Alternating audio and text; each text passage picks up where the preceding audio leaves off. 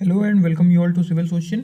जैसा कि हम सब जानते हैं, इस समय जर्मनी में मुनिच सिक्योरिटी कॉन्फ्रेंस चल रही है।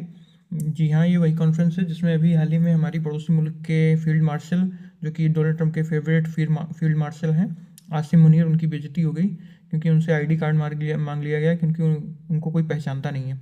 लेकिन खैर, उसको इग्नोर करते हुए अब हम अपने टॉपिक पे वापस आते हैं। जैसा कि हमारे देश का प्रतिनिधित्व वहाँ पे डॉक्टर एस जयशंकर कर रहे हैं, जो कि हमारे विदेश मंत्री हैं। सो उन्होंने उसी कॉन्फ्रेंस के साइडलाइंस पे एक और समिट किया, जो कि G4 समिट है, India, Germany, Japan and Brazil का। G4 एक ग्रुप है जो कि काफ़ी दिनों से, काफ़ी समय से ठंडे बस्ते में था। उसको रिवाइव करने की कोशिश की जा रही है। तो हम अपने एग्जाम पर्सपेक्टिव से ये जान लेते हैं कि G4 एक्चुअली है क्या।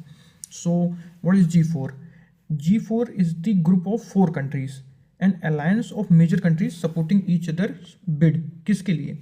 Permanent membership in the United Nations Security council.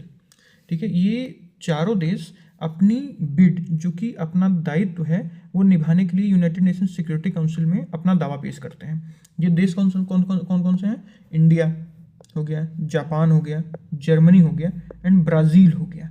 क्योंकि ऑब्वियसली जिस समय यूनाइटेड नेशन सिक्योरिटी काउंसिल बनी थी, वो पोस्ट जो सेकेंड वर्ल्ड वॉर पीरियड था, उसमें जो कंट्रीज मेजर इंपॉर्टेंट थी, उन्हीं को लेके यूनाइटेड नेशन सिक्योरिटी काउंसिल को बनाया गया था। बट ऑब्वियसली दुनिया अब वैसी नहीं रही, जिसको अब लीड कर रहे हैं जो मल्टीपोलर नेशंस, उनको भी उसमें इंक्लूड करना चाहिए। ये 2004 में फॉर्म हो गया था, to obviously to push reforms in United Nation Security Council. Okay, so आगे चलते हुए हम देखेंगे कि वाई वॉज G4 फॉर्म्ड। ठीक है, तो ये होता क्या था कि अभी जैसे कि मैंने बताया, यूनाइटेड नेशन सिक्योरिटी जो काउंसिल का स्ट्रक्चर है वो रिफ्लेक्ट करता है post world war 2 power balance. उस समय एक्चुअली में जो वर्ल्ड वॉर 2 में जितनी कंट्रीज जीती थी या उस समय मेजर पावर्स थी, सिर्फ उन्हीं को परमानेंट मेंबरशिप मिली यूनाइटेड नेशन सिक्योरिटी काउंसिल की। ऑब्वियसली क्योंकि उस समय यूएसए जीता था, यूके जीता था, फ्रांस जीता था, रसिया जीता था, और चाइना को इस वजह से मिली क्योंकि चाइना एक एशियन कंट्री है and Asia is the biggest continent in this world.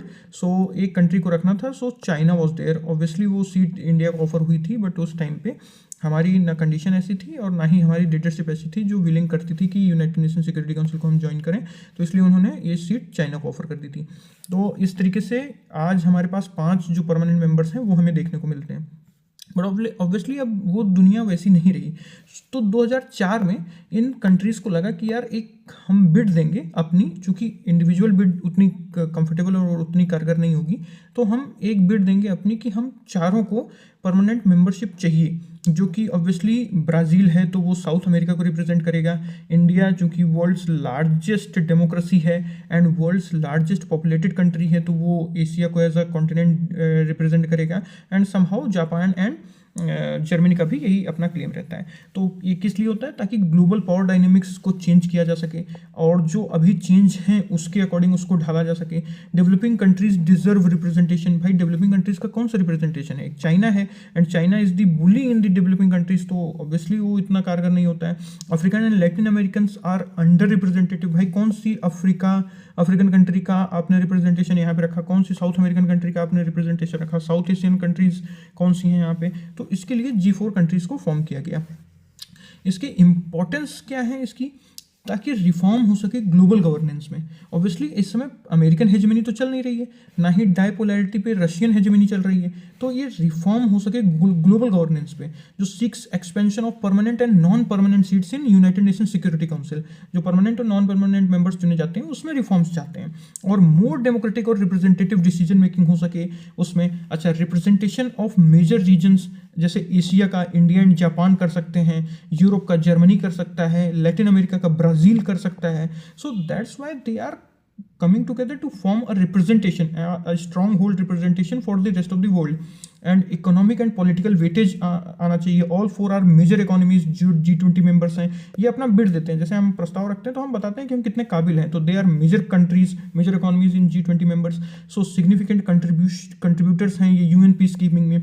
Obviously अच्छा, इंडिया को मीन्स आई थिंक 7 या 8 टाइम्स इंडिया को ये the highest UN peace keeping mission में ट्रूप्स अपने भेजने का अवार्ड मिल चुका है। तो India is the most deserving in all 4। Obviously. तो सिग्निफिकेंट कंट्रीब्यूटर्स हैं यूएन पीस कीपिंग में एंड ग्लोबल डेवलपमेंट में, इस चारों मिल के काम करते हैं, चारों मेजर प्लेयर्स हैं। अच्छा, सपोर्ट फॉर मल्टीलैटरलिज्म, ये सबसे अच्छी और सबसे बढ़िया बात होती है कि obviously why the world should be unipolar और बाइपोलर, क्यों अमेरिकन हेजिमनी या अमेरिका और रशिया की ही हेजिमनी चलनी चाहिए, why not other countries are involve. तो ये सबसे ज़्यादा सपोर्ट करता है सब मल्टीलेटरिज्म को, जो रूल बेस्ड इंटरनेशनल ऑर्डर को स्ट्रेंथन करेगा, ग्लोबल कोऑपरेशन बढ़ाएगा, क्लाइमेट चेंज, टेररिज्म, डेवलपमेंट, इन सारे इशूज़ पे मिलकर काम करेगा। ये G4 कंट्रीज़ का अपना बिड होता है, ठीक है।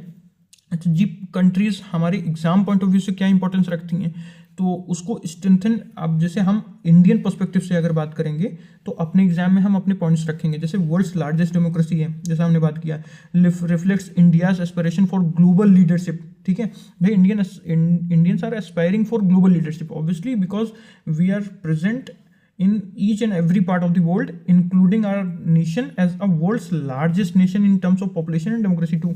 So major peacekeeping contributor हैं हम ऑब्वियसली भाई। मैं अभी बताया मैंने कि इंडिया सबसे ज़्यादा ट्रूप्स अपने भेजता है पीस कीपिंग मिशंस में, फास्ट ग्रोइंग इकोनॉमी है ऑब्वियसली, मेजर इकोनॉमीज में फास्टेस्ट ग्रोइंग इकोनॉमी इंडिया की है। सो ये एक सबसे बड़ा reflects India's aspiration for global leadership, जैसा कि हमने शुरू में बात किया। तो ये हमारे एग्जाम पॉइंट ऑफ व्यू से ये इंडियन पर्सपेक्टिव हम रखते हैं कि क्यों हमारी बिड सबसे स्ट्रांग है, G4 नेशंस में भी हमारी बिड सबसे स्ट्रांग है इंडियन नेशन की, ठीक है। अच्छा, चैलेंजेस क्या हैं भाई, G4 का कोई चैलेंज भी क्रिएट करता होगा, तो ऑब्वियसली जो परमानेंट मेंबर हैं वो तो उसको अपोज करते ही हैं, बट एक उसके तर्ज पे ही एक कॉफ़ी क्लब बना दिया गया था। कॉफ़ी क्लब उन ग्रुप्स का नेशन है जो कि G4 में किसी न किसी कंट्री को अपोज करते हैं, उनका अपना एक कारण है, तो उन्होंने अपना एक ग्रुपिंग बना ली ताकि हम यूनाइटेड नेशंस सिक्योरिटी काउंसिल का हम विस्तार ही ना होने दें, सिर्फ वही 5 परमानेंट मेंबर रहें, बाकी लोग ना उसमें जुड़ें। तो ऐसे ऐसे कौन कौन से लोग हैं भाई, रेजिस्टेंस फ्रॉम जो कॉफ़ी ग्रुप के मेंबर्स हैं वो हैं Italy, Pakistan, south Korea, Mexico, ये G4 कंट्रीज़ को अपोज करते हैं। ऑब्वियसली जो परमानेंट मेंबर्स हैं वो भी अपोज करते हैं क्योंकि उनको पावर शेयरिंग करनी पड़ेगी। अभी सिर्फ वही 5 के 5 सर्वे हैं, लेकिन अब बाकी लोगों को भी कुछ ना कुछ पावर्स डेलीगेट करनी पड़ेंगी भाई, उनकी भी इंपॉर्टेंस बढ़ेगी। जो कि चाइना अपोज करता है जापान को, जापान के प्रति बहुत ज़्यादा हेट्रेड है चाइना में, और USA वेरी करता है जो अपने एक्सपेंशनिस्ट उसके अप्रोच हैं। अच्छा, रीजनल राइवलरीज भी इसमें काम करती हैं जो कि टॉप प्रायोरिटी पे पाकिस्तान एंड इंडिया की है भाई। पाकिस्तान तो अपोज करेगा ही इंडिया को, इटली अपोज करता ही है जर्मनी को obviously because of the historical ties. तो इस तरीके से जो अपोनेंट्स हैं वो एक दूसरे को अपोज करते करते उन्होंने भी अपना एक क्लब बना दिया G4 के अगेंस्ट में, कॉफ़ी क्लब। पाकिस्तान ने इंडिया को अपोज करने के लिए, और साउथ कोरिया एंड इटली ने, जो चाइना है उस जापान को करता है साउथ कोरिया के साथ मिलके, मेक्सिको जो है वो लैटिन अमेरिका में जर्मनी को करता है, and these are the somewhat things, and Italy Germany को कर देता है, ठीक है। अच्छा हाँ, जो मेक्सिको है वो ब्राज़ील को करता है एंड इटली जो है वो जर्मनी को करता है, ठीक है। तो इस तरीके से अपने ओपोनेंट्स बन गए हैं। तो रेजिस्टेंस क्या है, from some permanent members also. तो सब परमानेंट मेंबर्स जैसा कि हमने अभी बात किया, चाइना और USA इस तरीके से रजिस्ट करते हैं ताकि उनको पावर शेयरिंग ना करनी पड़े, and some more things are more over there, ठीक है। और इसी के तर्ज पे हमारा जो ये आंसर राइटिंग पॉइंट्स हैं, हम इसको भी फ्रेम करेंगे। जैसे UPSC के GS पेपर में और जो PSIR ऑप्शनल रखते हैं उनके में भी ये डिमांड्स एक हम रिफ्लेक्ट देख लेते हैं कि कैसे करते हैं, ठीक है।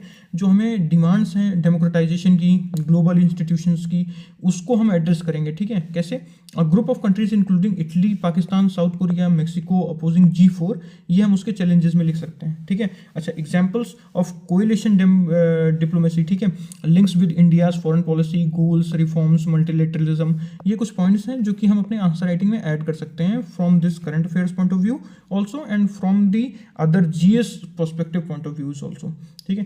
Thank you for watching this video. If you like this initiative, please share, subscribe and promote us, and thank you so much.